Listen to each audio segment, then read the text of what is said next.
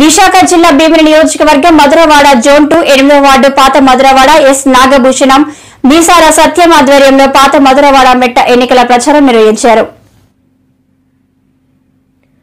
YSR party Bheemili నియోజకవర్గం assembly అభ్యర్థి అవంతి శ్రీనివాస్ పాల్గొన్నారు. అవంతి శ్రీనివాస్ మాట్లాడుతూ ఓటర్ మహాశైలను కలుసుకుని ఫ్యాన్ గుర్తుపై ఓటు వేసి ప్రీతమ నాయకులు వైఎస్ జగన్మోహన్ రెడ్డికి మరో అవకాశం ఇచ్చి ముఖ్యమంత్రిగా మరియు పార్లమెంట్ అభ్యర్థి బొత్స ఝాన్సీను భీమిలి నియోజకవర్గ అసెంబ్లీ అభ్యర్థి అవంతి శ్రీనివాస్ అనే నేను గెలిపించాలని, మనందరికీ మరింత మేలు జరిగేందుకు మన వైసీపీ ప్రభుత్వంను మరలా తెచ్చుకునేందుకు ఎమ్మెల్యేగా గెలిపించాలని తెలిపారు. ఈ కార్యక్రమంలో ప్రతి గడప నా అక్క చెల్లెమ్మలు గొప్ప ఆదరణ చూపిస్తూ పూలదండలు వేసి హారతి పట్టి మనసారా ఆశీర్వదించి మా మద్దతు తప్పక ఉంటుందని, మళ్లీ మా ఓటు జగనన్నకే అని ఎస్ నాగభూషణం తెలిపారు. ఈ కార్యక్రమంలో తెలుగుదేశం పార్టీ నుండి సుమారు 50 మంది వైఎస్ఆర్ పార్టీలో అవంతి శ్రీనివాసరావు చేతుల మీదుగా కండువాలు వేసి పార్టీలోకి ఆహ్వానించారు. నగరాల corporation chairman Pothina Srinivasarao, corporator Lodagala Apparao, Polireddy, M Rajeswari, G Laxman Naidu, Meesala Satyam, P Seetham Naidu, Y Kanakaraju, YSR party కార్యకర్తలు, నాయకులు తదితరులు పాల్గొన్నారు.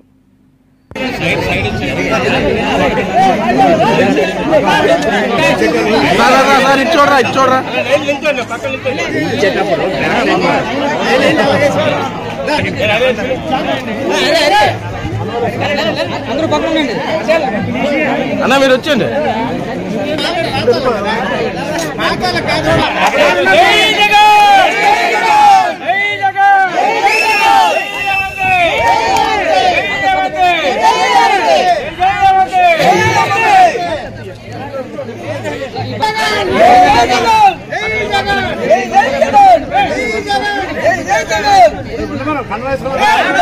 మధ్యలో చెయ్యి పెట్టద్దు, చెయ్యి పెట్ట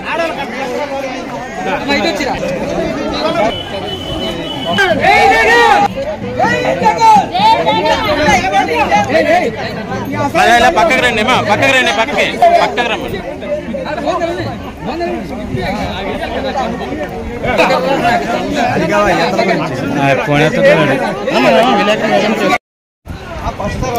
ఈరోజు బృందా శ్రీరామ్ చెప్పింది కరెక్ట్.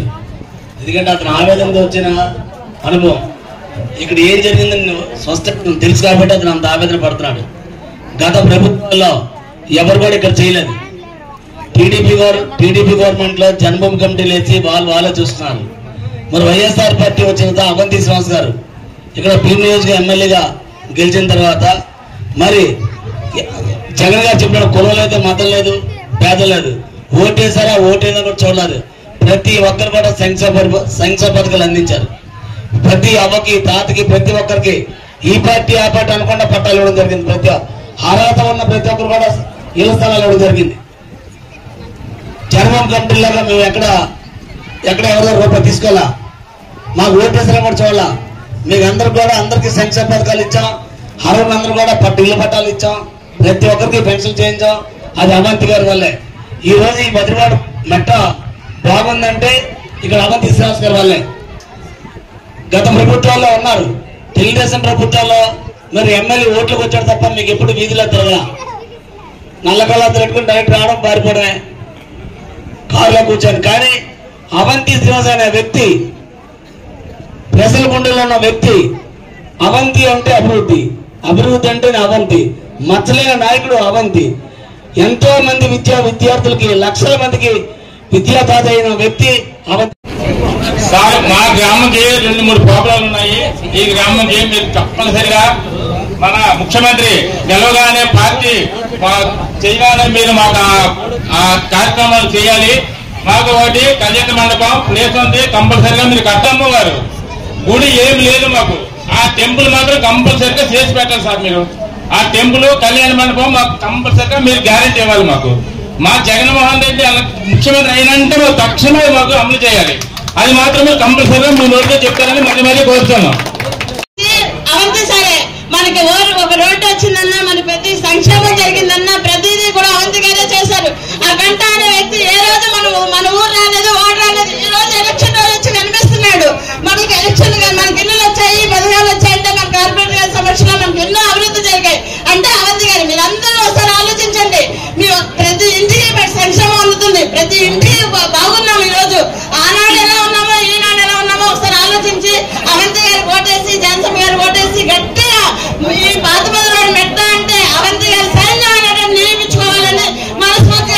మరి మా స్థానిక నాయకులందరూ కూడా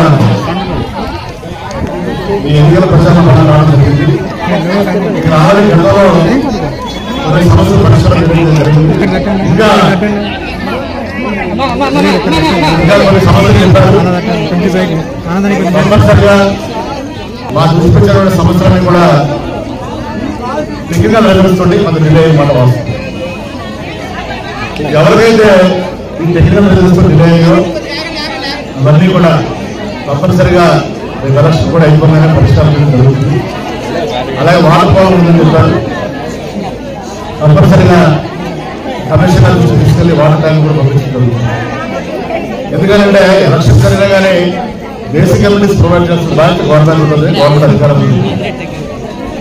మరి ఏదైనా ఈ పాత మందివాడ గంటకే ఈ సచివాలయానికి 15 కోట్ల రూపాయలు ఇవ్వడం జరిగింది. ఈ డబ్బులు ఇచ్చిన వాళ్ళ పొలం ఏంటి, మతం ఏంటి, ప్రాంతం ఏంటి, బాధ్యతలు అర్హతల ప్రతి పేదలకు కూడా ఇవ్వడం జరిగింది. దానివల్ల ప్రజలు జగన్ గారి పట్ల, జగన్ గారి నాయకత్వం పట్ల నమ్మకంతో ఉన్నారు. ప్రతి కుటుంబానికి ఏదో మేలు జరిగింది. ప్రతి కుటుంబానికి ఏదో మేలు జరిగింది. రెండోది రికమెండేషన్లు, లంచాలు, పార్టీ కాబట్టి ప్రజలు నమ్మకం విశ్వాసంతో జగన్ గారు పడుతున్నారు. మరి చంద్రబాబు గారు ఎన్ని మేనిఫెస్టో పెట్టినా, ఎన్ని హామీలు ఇచ్చినా కూడా మరి నమ్మే పరిస్థితి లేదు.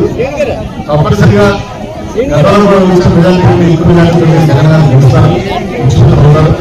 అలాగే గతంలో వచ్చిన మెజార్టీ కంటే కూడా మరి బిల్లులో గెలిచి ఈ బిల్లు చేస్తే జగన్ గారు ముందు గెలుస్తారని తెలియజేస్తున్నారు. మీ అందరూ కూడా 12 మంది నమస్కారం తెలియజేస్తున్నారు.